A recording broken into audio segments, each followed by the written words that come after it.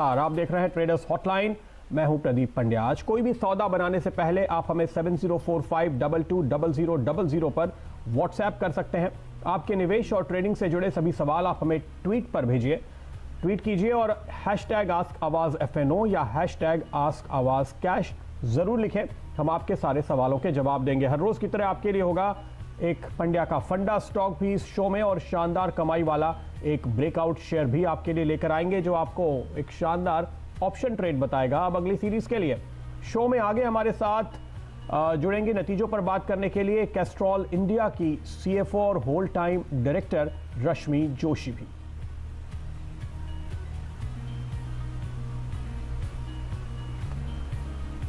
चलिए बाजार के साथ शुरुआत करते हैं। और डायरेक्टर साहब, मेरा चार्ट अगर आप स्क्रीन पर लेकर आएंगे तो उसके बाद हम निफ्टी को ज़्यादा बेहतर तरीके से समझा पाएंगे। फिलहाल आप देखिए दिन के ऊपरी स्तरों से निफ्टी और बैंक निफ्टी कमज़ोर होते हुए, लेकिन ध्यान में रखने वाली बात यह है कि 1000 पॉइंट की तेज़ी के बाद निफ्टी बैंक अगर आज थोड़ी सी राहत की सांस ले रहा है, कोई सरप्राइज़ नहीं है और एक्सपायरी भी करीब है, तो दायरे में आते हुए आपको दिखाई दे रहा है। ये जो चार्ट आप इस वक्त मेरी स्क्रीन पर देख रहे हैं, ये हमारे एक्सपर्ट अल्पेश फुरिया जी ने भेजा है, तो इसलिए मैंने इसको आपके सामने रख दिया। आप सीधे चलते हैं उनके पास। पैनोरमा टेक्निकल के अल्पेश फुरिया हमारे साथ जुड़ चुके हैं।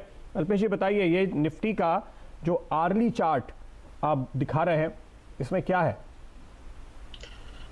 Good morning Pradeep. देखिए, इस चार्ट के अंदर जो दिखाने की मैंने कोशिश की है वो यही था कि जो ट्रेंड लाइन हमने पहले बनाई थी और ये कल परसों के सत्र में जो टूटी थी और उसके बाद में हमको एक जो रिवर्सल देखने को मिला था और ऊपर से भी एक ट्रेंड लाइन जो नीचे आ रही है, तो यहाँ पे ये इंडिकेट्स कर रहे हैं कि ये जो पुलबैक है ये तब सफल होगा जब निफ्टी स्पॉट 11,920 इसके ऊपर एक बुलिश ग्रीन कैंडल बनाएगी और उसके ऊपर सस्टेन करना शुरू कर देगी। इन दैट केस फिर मुझे लगता है कि आपको एक अच्छा खासा फिर से पुल बैक मिलेगा।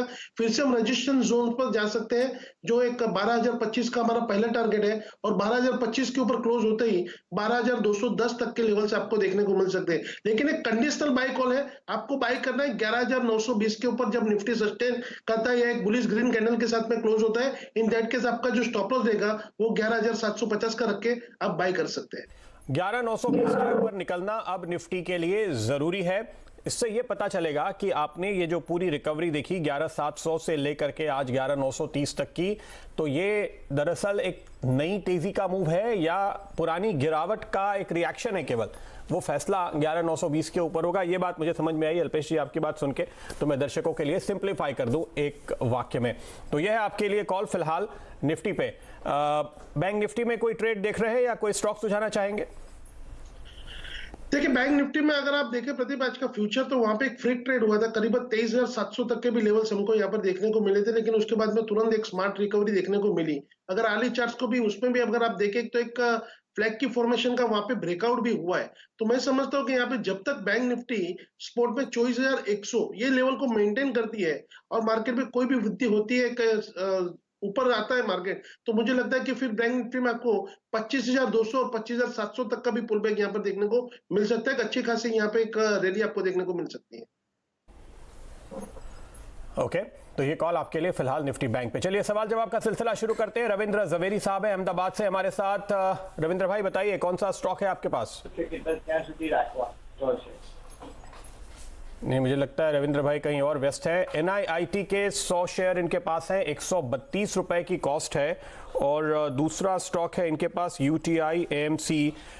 UTI मेरे ख्याल से बहुत नया शेयर है, तो अल्पेश जी आपका शायद इस पर कोई टेक्निकल व्यू नहीं होगा, लेकिन NIIT तो आपका पसंदीदा स्टॉक है, हालांकि इस वक्त अपने रेंज के अपर एंड पे चल रहा है। क्या राय देंगे? क्या बिल्कुल सही कहा प्रदीप आपने, मेरा एकदम फेवरेट स्टॉक है और मुझे लगता है कि स्टॉक्स में आने वाले समय के अंदर अगर आप निवेशित रहते हैं तो आपको करीबन 175 और 210 तक के भी लेवल्स यहाँ पर देखने को मिलेंगे। एक सफल ब्रेकआउट यहाँ पर स्टॉक के अंदर देखने को मिला 125 के ऊपर का, तो यहाँ से कोई भी गिरावट भी आती है स्टॉक के अंदर 125 तक के, 130 तक के भी, तो that will provide you very good buying opportunity as far as investment is concern. मैं समझता हूँ 110 के नीचे जब ये वीकली लेवल पे क्लोज होगा, वीकली क्लोजिंग इसको 110 के नीचे होगी, उसके बाद में चार्ट में कोई खराबी मुझे लगती है, तो it's providing good buying opportunity. और इस प्रकार के मार्केट के अंदर जहां पे काफी वॉलेटिलिटी है, एक सेफ आपका इन्वेस्टमेंट यहाँ पे बन जाता है। तो मैं समझता हूँ डेफिनेटली इनको बने रहना चाहिए, या जिन दर्शकों ने नहीं भी निवेश किया तो उनको यहाँ पे निवेशित होना चाहिए। ओके, तो ये आपके लिए राय है कि आप बने रहिए। और जवेरी साहब, अगर आप चाहें तो यहाँ पर और भी एडिशन कर सकते हैं। NIIT में। अगला सवाल आलोक रतन जी पूछ रहे हैं दिल्ली से। आलोक जी बताइए क्या है आपका सवाल। मैं करीब 1200 ITC के शेयर्स हैं मेरे पास 191 के, and I have a long term view, तो शुड आई होल्ड इट और शुड आई मतलब ये बताइए आलोक जी, आप फंस गए हैं इसलिए लॉन्ग टर्म व्यू रखा है, और ये इतने सारे शेयर आपने क्या एवरेज कर करके जमा किए हैं या एक बार में लिए? नहीं, ये मैं 2 बार में लिया हूँ, 2 लॉट में। ओके, तो ये बहुत ही लंबा अंडर परफॉर्मेंस का दौर हमने अब तक देखा है, और इन दिनों अल्पेश जी चार्ट क्या कहते हैं उस पर आप नजर डालिए। लेकिन जो हम बातें सुन रहे हैं, बहुत सारे निवेशक जो लंबे समय से अटके हुए हैं, PMS हैं या फिर फंड मैनेजर्स हैं, वो अब इनफैक्ट काफी वोकल हो गए हैं और वो ITC के मैनेजमेंट से अपील कर रहे हैं सामने आके कि भाई अब आप कुछ कीजिए अपनी वैल्यू अनलॉक करने के लिए और शेयर होल्डर को अच्छी रिटर्न देने के लिए। लेकिन क्या चार्ट पे कुछ ऐसे संकेत हैं बदलाव के? देखिए प्रदीप, आपको पता है कि मैं स्टॉक के ज्यादा फेवर में नहीं हूं। इनफैक्ट हमने तो 200 से 205 की रेंज में स्टॉक के अंदर एक सेल कॉल भी दिया था, और वहां से काफी कुछ ये नीचे आया। मैं अभी भी कहना चाहूंगा कि इसके अंदर चार्ट के अंदर अभी भी ऐसी कोई इंडिकेशन नहीं है कि यहाँ से आपको अच्छे खासे रिटर्न मिल जाए। इनका लॉन्ग टर्म का नजरिया है, तो मैं इनसे कहूंगा कि जब ये स्टॉक वीकली बेस पे 210 के ऊपर क्लोज होगा, फिर आप इसके अंदर अच्छे खासे निवेश रिटर्न दे पाएंगे। लेकिन यहाँ पे मैं कहना चाहूंगा कि 155 प्रदीप, ये क्रूशियल लेवल सपोर्ट है। अगर ये 155 के नीचे भी क्लोज हो जाएगा, इन दैट केस ये जो पहली स्विंग बॉटम है 135 तक के लो, वो फिर से वो छूने को आ जाएगा। तो यहाँ पे एक strong lower top lower bottom की फॉर्मेशन में है। If I am in place, तो मैं यहाँ पे अपना निवेश जो है उसको मैं बाहर निकालने की पूरी कोशिश करूंगा और मैं दूसरे स्टॉक को फाइंड आउट करूंगा। 45 पे मैनेजमेंट एम्बार्गोड है, अभी नहीं हो सकता। चलिए अगला सवाल ट्विटर से लेते हैं। हर्ष भानुशाली हमारे साथ जुड़ रहे हैं और इनका सवाल है हीरो मोटोकॉर्प का। इनके पास 3100 का कॉल ऑप्शन है, अक्टूबर एक्सपायरी का, यानी कल तक का समय है। 9 रुपए पे इन्होंने लिया था। डायरेक्टर साहब, 3100 के स्ट्राइक वाला हीरो मोटो का कॉल ऑप्शन जरा स्क्रीन पर लेकर आइए। आज तो हीरो मोटो के लिए दिन अच्छा है, नो डाउट, लेकिन क्या इस कॉल ऑप्शन पे इनके पैसे वाकई बन पाएंगे? 24 घंटे के दौरान देखिए अभी इनकी पोजीशन है 17 रुपए पे आती हुई, तो अच्छा मुनाफा मिल रहा है इनको तो। अब बताइए अल्पेश जी, क्या राय देंगे, किस लेवल पर ये मुनाफा वसूल करना चाहिए? प्रदीप, मैं समझता हूँ स्टॉक के अंदर एक रिवर्सल आपको देखने को मिल सकता था, लेकिन अभी अचानक चूंकि जैसे ही एक निफ्टी में आपको अचानक गिरावट देखने को मिली है, उसके कारण ये नीचे आया। लेकिन मैं समझता हूँ कि यहाँ पे 2940 का एक स्टॉप लॉस लगा करके इनको मेंटेन करना चाहिए। मुझे लगता है कि काफी गिरावट हमने पिछले दिनों में स्टॉक के अंदर देखने को मिली है, तो जिस हिसाब से एक मंथली क्लोजिंग है, तो यहाँ पे मैं समझता हूँ शॉर्ट कवरिंग आएगी और स्टॉक में करीबन 3150 तक के भी लेवल यहाँ पर देखने को मिलेंगे। और उसके साथ में एक मारुति भी है प्रदीप, ये ऑटो स्टॉक भी है, मुझे काफी पसंद है। 7250 के पास में स्टॉक ट्रेड कर रहा है। 7150 का स्टॉप लॉस लगा करके मैं समझता हूँ कि मारुति के अंदर भी बने रहना चाहिए। मुझे लगता है कि एक्सपायरी आते आते आपको इसमें 7500 तक के भी लेवल यहाँ पे देखने को मिल सकते हैं। ठीक है, तो ये राय फिलहाल आपके लिए सामने आती हुई दिखाई दे रही है। आज की ये जो आप जबरदस्त तेजी देख रहे हैं, इसके पीछे तो एक ही बड़ी वजह है, और वो वजह ये है कि इन्होंने हार्ले डेविडसन के साथ करार किया है। हार्ले डेविडसन पहले भारत में सीधे तौर पे अपने सामान बेचते थे, अपनी बाइक्स बेचते थे, अब वो इनके जरिए बेचेंगे। उन्होंने अपना कारोबार समेटा है, तो वो हीरो मोटो के लिए एक अच्छी खबर सामने आती हुई आपके लिए फिलहाल तो तेजी का कॉल यहां पर आपके लिए होगा। चलिए अब मैं बताता हूं आपको मेरा आज का पंड्या का फंडा स्टॉक। तो आज के स्टॉक की बात करें उसके पहले डायरेक्टर साहब, कल वाला जो स्टॉक है वो आप जरा याद दिला पाएंगे क्या, या उसके लिए इंतजार करना होगा? तो कोई बात नहीं, चलिए पहले मैं आज का स्टॉक आपको बता देता हूं। ओके, तो याद दिला रहे हैं आप, बताइए बताइए। इलेक्ट्रो स्टील कास्टिंग, इसका टारगेट जो हम रख रहे हैं फिलहाल वो 32 रुपए का है। इस समय 20 रुपए के आसपास आपको ये स्टॉक मिल रहा है। हाल ही में 27 से 20 की तरफ आया है, तो एंट्री के लिए आपको इससे बेहतर मौका यहां पे मिलेगा नहीं। इलेक्ट्रो स्टील कास्टिंग और श्री कालाहस्ती पाइप, इन दो कंपनियों का मर्जर हो रहा है, और ये मर्जर की प्रक्रिया पूरी होने के बाद हमें लगता है कि यहां पर आपको एक जबरदस्त तेजी देखने को मिलेगी।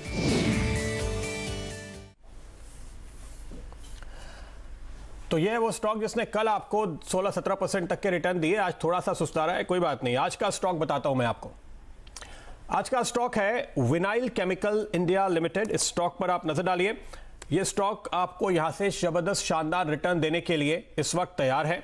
मेरे जो टारगेट यहां पर है वो इस वक्त शुरुआती तौर पे 150 रुपए के टारगेट है, लेकिन इसको और भी ऊपर ले जाने का मौका हमें जरूर मिलेगा। यहां से भी आपको करीब 40% ऊपर के ये टारगेट आज मैं दे रहा हूं।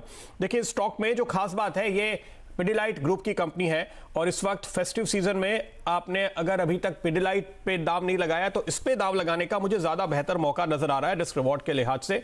तो एक हॉट सेक्टर जिसपे ऐसा स्टॉक जो आपको बहुत ही प्रॉमिसिंग रिटर्न दे सकता है और उस पर अभी तक बाजार की बहुत नजर नहीं पड़ी और ये अभी भी एक अच्छे उछाल के लिए तैयार है, तो यहां पर आपको इस पे दाव लगाना चाहिए। हाउसिंग सेक्टर में जिस तरह की शानदार रिकवरी आप देख रहे हैं इस समय, उसके लिए एक प्रॉक्सी है, क्योंकि देखिए हाउसिंग सेक्टर के आंकड़े क्या बता रहे हैं, घर बिकने लगे हैं फिर से, नवरात्रि के दौरान शानदार बुकिंग हुई है, दिवाली तक जारी रहेगी, उसके आगे भी आपको एक टर्न अराउंड दिख रहा है इस पूरे सेक्टर में। बड़े बड़े दुनिया के निवेशक उस सेक्टर में निवेश करते हुए नजर आ रहे हैं। दूसरी जो डिमांड आती है, ये तो हम नए घर की बात कर रहे हैं, पुराने घरों में भी देखिए अब लोगों का डर दूर हो गया है। अब लोग पेंटर्स को बुला रहे हैं, कारपेंटर को बुला रहे हैं, घर को रिनोवेट कर रहे हैं। जो भी काम अटका हुआ था अब दिवाली के पहले हो रहा है और उसके बाद भी होता रहेगा। एक इंटरेस्टिंग बात और हुई है, काफी सारे लोग, चूंकि आप कोविड के दबाव से बाहर निकल रहे हैं, तो वो इस बार कोशिश कर रहे हैं कि दिवाली के आसपास पेंट हो जाए या उसके बाद जरूर हो जाए, क्योंकि ये एक डिसइंफेक्टेंट का भी काम करता है। जब आप अपने घर को थोड़ा साफ सफाई करते हैं, रिनोवेट करते हैं, पेंटिंग करते हैं, वो डिमांड भी काफी स्ट्रांगली उभरकर अब सामने आती हुई दिखाई दे रही है। तीसरी बात जो इस कंपनी के फेवर में जाती है, देखिए ये क्या करते हैं, ये पिडिलाइट के लिए रॉ मटेरियल प्रोक्योर करते हैं, अंतरराष्ट्रीय बाजारों से देश के दूसरे हिस्सों से खरीदते हैं और उसको ये पिडिलाइट को सप्लाई करते हैं। और एक जो बहुत ही इंपॉर्टेंट कॉस्ट डिटर्मिनेंट होता है वो है कच्चा तेल, जो लगातार नरम हो रहा है। क्रूड में जो आपने नरमी हाल के दिनों में देखी है, क्योंकि जो डर है कि अमेरिका और यूरोप में फिर से लॉकडाउन हो रहे हैं, तो वहां पे शायद सप्लाई बहुत ज्यादा ना आए, शायद आपको वहां पे डिमांड फिर से बढ़ती हुई नजर ना दिखे, तो वो जो क्रूड का फायदा है वो इनको मिलेगा। ऑन एवरेज आप देखिए तो इस क्वार्टर के दौरान नरम क्रूड की वजह से इनके मार्जिन आपको बढ़ते हुए नजर आएंगे। जैसे कि मैंने कहा, एक छोटी कंपनी, लेकिन उस पर आप बहुत आराम से भरोसा कर सकते हैं, क्योंकि इसका जो पेरेंटेज है वो बहुत स्ट्रांग है। पिडिलाइट की 40% हिस्सेदारी है। परिवार के दूसरे सदस्य हैं इसके ओनर्स, जो कि इसमें बाकी हिस्सा ओन करते हैं बहुत बड़े पैमाने पे। एमबी पारिक साहब जो पिडिलाइट के चेयरमैन, और यहां पर जो पिडिलाइट का प्रमुख होता है वही ऑटोमेटिकली इस कंपनी का भी लीडर होता है, इसलिए आपको कोई दिक्कत की बात नहीं है। जो कॉर्पोरेट गवर्नेंस का मामला है वो बिल्कुल सॉलिड है। अब ये देखिए विनाइल एसीटोन जिसमें ये काम करते हैं, जिसको वैम भी कहा जाता है, उसके मार्जिन इस बार बढ़ने की उम्मीद साफ तौर पे नजर आ रही है।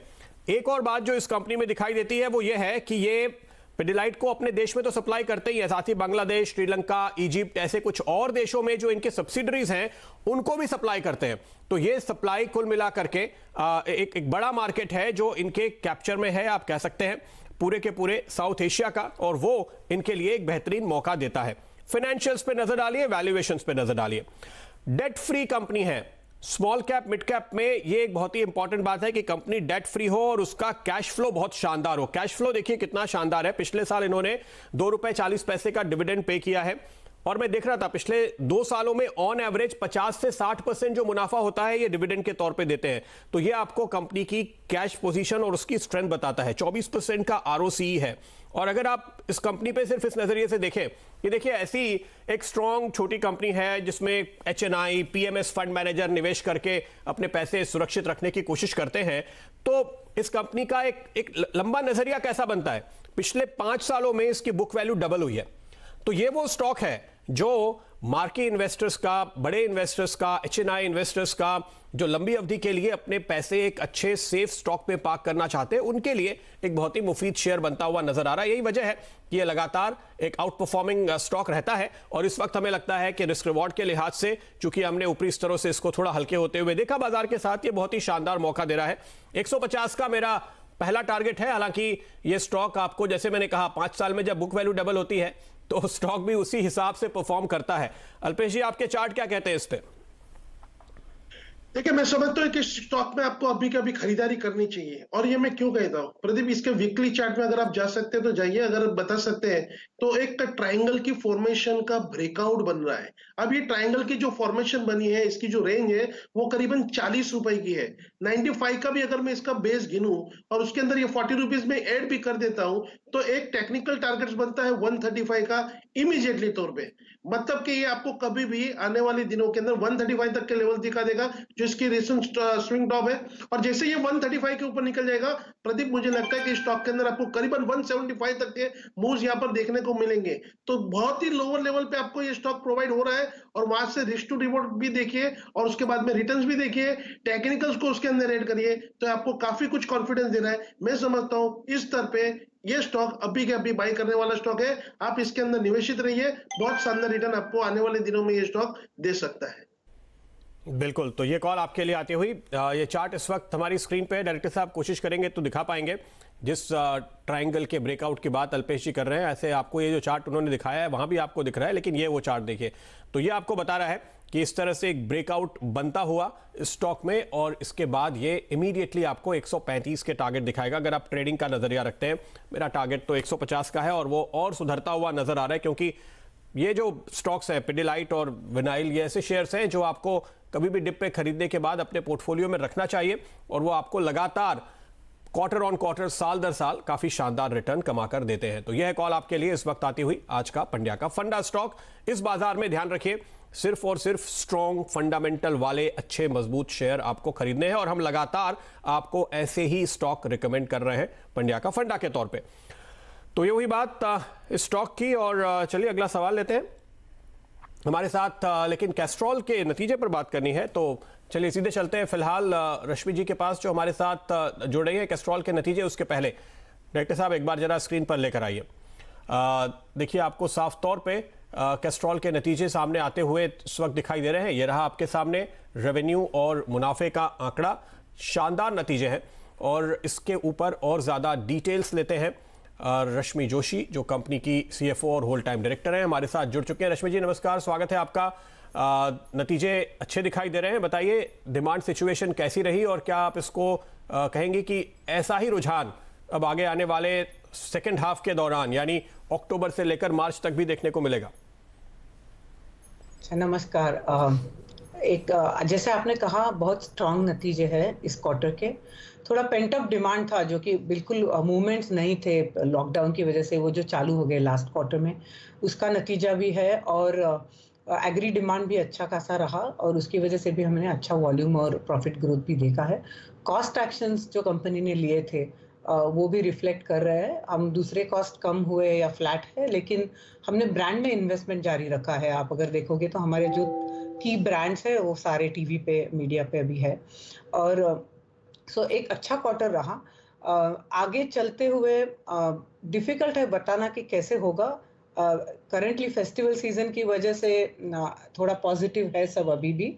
आगे जाके जियोपॉलिटिकल सिचुएशन या कुछ अगर और बहुत ज़्यादा चेंज होता है तो वी डोंट नो। और पैंडेमिक भी अभी पूरा ख़त्म नहीं हुआ है, केसेस फिर भी नए आ रहे हैं और लॉकडाउन दूसरे कंट्रीज में हो रहे हैं। मार्जिन काफी अच्छे सुधरते हुए नजर आ रहे हैं हमें, अच्छा एक्सपेंशन दिखा है।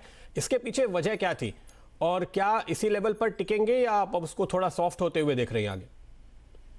नहीं तो अभी करंटली जो हमारा कॉस्ट ऑफ गुड्स है वो बहुत बेनिफिशियल था because crude prices was low, base oil prices हमारे जो की इनपुट है उसके कम थे और रुपी का रेट भी डॉलर के अगेंस्ट रेंज बाउंड था। सो हमने लोअर कॉस्ट ऑफ गुड्स देखा है। आगे चलते बेस ऑयल प्राइसेस थोड़े फर्म अप होंगे क्योंकि डिमांड बहुत ज़्यादा है और सप्लाई कंस्ट्रेंट्स बहुत है जनरल डिमांड की वजह से। इसकी वजह से थोड़ा कॉस्ट ऑफ गुड्स बढ़ेगा। सो ये सेम मार्जिन हमें आगे जाके शायद नहीं देखने को मिलेंगे हम कॉस्ट ऑफ गुड्स बढ़ने की वजह से। शुक्रिया रश्मि जी आपका हमारे लिए वक्त निकालने के लिए और ये जानकारी आज शेयर करने के लिए। तो कैस्ट्रॉल पे साफ तौर पे ये तिमाही काफ़ी शानदार रही है। उम्मीद करनी चाहिए कि डिमांड तो अगले क्वार्टर्स में भी ऐसी ही देखने को मिलेगी, लेकिन मार्जिन बहुत बड़ा एक्सपेंशन देखने को मिला है। तो अगर ये मार्जिन थोड़े से सॉफ्ट होते हुए नजर आए तो कोई सरप्राइज नहीं होगा। एक बार अल्पेश जी इस चार्ट पे नजर डालिए, कैस्ट्रॉल इंडिया, क्या राय देंगे आप?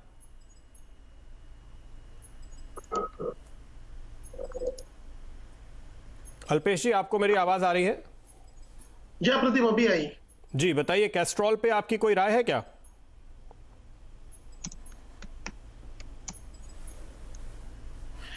क्या प्रदीप, देखिए आज एक गैप अप ओपनिंग है, पर मैं समझता हूँ कि इसके बाद में इसको एक फॉलोअप बाइंग चाहिए, क्योंकि ऑन द अपसाइड में मैं समझता हूँ 122 124 की रेंज में बहुत ही एक स्ट्रॉन्ग रेजिस्टेंस है स्टॉक को। अगर किसी के पास में ये स्टॉक है तो मैं समझता हूँ कि एक बारी के लिए यहाँ पे आपको एक मुनाफा वसूल करनी चाहिए, और उसके बाद में जो कोई करेक्टिव मूव आती है और उस करेक्टिव मूव में 114 115 के लेवल को अगर ये होल्ड करता है, वहां पे एक बेस बनाने की कोशिश करता है, तो आई थिंक मैं समझता हूँ कि वहां पे आपको फिर खरीदारी करनी चाहिए। जो आपका स्टॉप लॉस होगा 108 के पास का रहेगा, और उसके बाद में ही आपको यहाँ से एक अच्छी खासी मूव देखने को मिल सकती है। तो यहाँ पे मैं कहना चाहूंगा कि इस रिजल्ट के ऊपर जो ये बढ़त आपको देखने को मिल रही है, तो आपको इसका एक बारी के लिए मुनाफा वसूली के लिए उपयोग करना चाहिए। मुनाफा वसूल करें कैस्ट्रॉल में, ये राय आपके लिए आती हुई अल्पेश जी की तरफ से। और चलिए इस बीच नजर डालते हैं कुछ और सवालों पे जो हमारे पास आ रहे हैं। उसके बाद अल्पेश जी आपको बताएंगे अगली सीरीज के लिए कौन सा वो स्टॉक है जिसको ये मानते हैं कि नवंबर का अगली सीरीज का सितारा बनने वाला है। एक सवाल तब तक ले लेते हैं। ये सवाल आ रहा है मेघमनी ऑर्गेनिक्स पे बुल्स राइड, ये राहुल जी हैं, इनका नाम इन्होंने बुल्स राइड रखा है अपने ट्विटर हैंडल का। इनका सवाल है 1000 शेयर हैं 80 रुपए पे, क्या राय देंगे आप? मैं समझता हूँ कि ऊपरी स्तर में ये स्टॉक लिया हुआ है। देखिए नियर टर्म की सारी मूविंग एवरेजेस के ये नीचे भी चल रहा है, और एक कोई अभी तक ऐसा इंडिकेशन नहीं है कि यहाँ पे एक बेस बनाने की ये स्टॉक कोशिश कर रहा है। फिर भी मैं कहूंगा कि 70 जब तक ये स्टॉक तोड़ता नहीं है, और बहुत बार ये इसको हमने देखा है केमिकल की जब भी मूव आती है स्टॉक में अच्छी खासी रन अप आपको देखने को मिल सकते हैं। तो 70 के स्टॉप लॉस से मैं कहूंगा कि होल्ड करके रख दे स्टॉक के अंदर, और उसके बाद में देखिए कि अगर कोई आपको बढ़त मिलती है तो that will provide a good exit opportunity. Okay, तो यह है राय आपके लिए एग्जिट अपॉर्चुनिटी ढूंढने की मेघमनी ऑर्गेनिक्स पे। और बताइए अल्पेश जी, मैं अपना ब्रेकआउट शेयर दिखाऊं इसके पहले आप अगली सीरीज का सितारा किस स्टॉक को बता रहे हैं, कहां पे है खरीदारी की या बिकवाली की राय? देखिए प्रदीप, मैं समझता हूँ कि आज भारतीय के अंदर बहुत ही एक अच्छे से न्यूज आए हैं। स्टॉक्स तो पूरे पिछले 1 से 2 महीनों के अगर हम मूव देखें तो ऊपर से बहुत ही जोरदार गिरावट हमको यहाँ पर देखने को मिली, पर जिस हिसाब से आज एक गैप अप ओपनिंग के बाद में वॉल्यूम में बढ़ोतरी होते देखने को मिली है, और आज की जो मूव आई उसके बाद में भी अगर मैं देखूं कि 460 से लेकर 465 एक बहुत ही स्ट्रॉन्ग एक सपोर्ट है इंट्राडे की मैं बात करता हूँ। लेकिन अगर यहाँ से भी कोई गिरावट आती है तो 440 that will provide you very good support. तो 440 यहाँ पे ऐड करिए, स्टैगर्ड वे में खरीदारी करिए, 440 पे और ऐड करिए, 424 के नीचे का स्टॉप लॉस लगाइए। प्रदीप मुझे लगता है कि नवंबर महीने में शायद से ये स्टॉक आपको 510 तक के लेवल यहां से दिखा सकता है। ओके, तो भारतीय एयरटेल है अगले महीने आपको 510 रुपए तक के टारगेट के लिए यहां खरीदारी की राय इस वक्त अल्पेश जी दे रहे हैं। अगली सीरीज का सितारा यह साबित होगा इनके मुताबिक। चलिए और अब मैं आपको बताता हूं आज का ब्रेकआउट ट्रेड।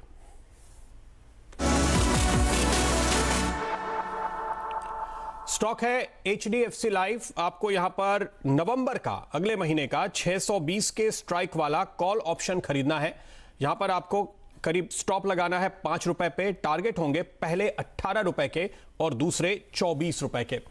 ये टारगेट के साथ आपको HDFC लाइफ का आप 620 के स्ट्राइक वाला नवंबर का कॉल ऑप्शन खरीदने की राय दी जा रही है। चार्ट आपकी स्क्रीन पर लेकर आते हैं जो आपको बताएंगे कि क्यों ये स्टॉक पसंद आ रहा है, क्यों आपको मैंने ये कॉल ऑप्शन ढूंढकर यहां खरीदारी करने की राय दी है। ये देखिए आपके सामने आता हुआ अब ये चार्ट, और यहां पर आप देख सकते हैं एक अच्छा बेस बनाने के बाद एक ब्रेकआउट लेता हुआ आपको HDFC लाइफ का स्टॉक दिखाई देगा। ये देखिए नीचे के स्तर पे इसने लगातार 2-3 बार 550 के आसपास बेस बनाया और अब पिछले हाईज को ये निकाल चुका है। थोड़े से हल्के आपको काफी सारे लकीरें दिख रही होंगी जो अलग अलग मूविंग एवरेजेस हैं, सबको पार कर चुका है। अल्पेश जी क्या राय देते हैं आप HDFC लाइफ पे? ठीक है, 590 के ऊपर का बहुत ही एक शानदार ब्रेकआउट प्रदीप आज इसने दिया है। वॉल्यूम में जिस हिसाब से बढ़ोतरी है, ये कॉन्फिडेंस बता रहा है कि प्रदीप इसके अंदर नवंबर सीरीज में शायद ये भी एक सितारा बन सकता है, क्योंकि ये जिस हिसाब से रनअप ले रहा है, अब ये शानदार ब्रेकआउट लोअर लेवल में कंसोलिडेशन करके ऊपर आ रहा है, तो मुझे लगता है कि नवंबर की सीरीज में ये स्टॉक आपको करीबन 610 से 615 तक के लेवल दिखाएगा। तो आपके जो टारगेट्स दिए काफी कुछ अचीवेबल मुझे लगता है। मैं समझता हूं डेफिनेटली इस कॉल के अंदर बाय करके आपको चलना चाहिए।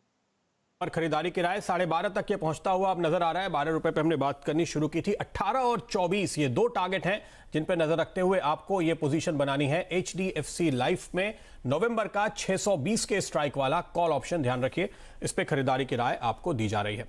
तो ये था आज का ब्रेकआउट जिस पर आप एक कॉल ऑप्शन खरीदकर मुनाफा कमा सकते हैं। और ये भी एक ऐसा स्टॉक है जो अगली सीरीज में आपको बहुत शानदार रिटर्न कमा के देगा, इसकी हम पूरी उम्मीद रखते हैं। तो ये कॉल आपके सामने आती हुई और सवाल लेने का समय मेरे ख्याल से अब नहीं है। चलिए शुक्रिया, इजाजत लेंगे अल्पेश जी आपसे। बहुत बहुत धन्यवाद हमारे साथ जुड़ने, सारे सवालों के जवाब देने के लिए। और आप देखते रहिए CNBC आवाज। ब्रेक के उस पार खिलाड़ी नंबर 1 में हमारे 3 चैंपियन खिलाड़ी आपको देंगे उनके ट्रेडिंग आइडियाज।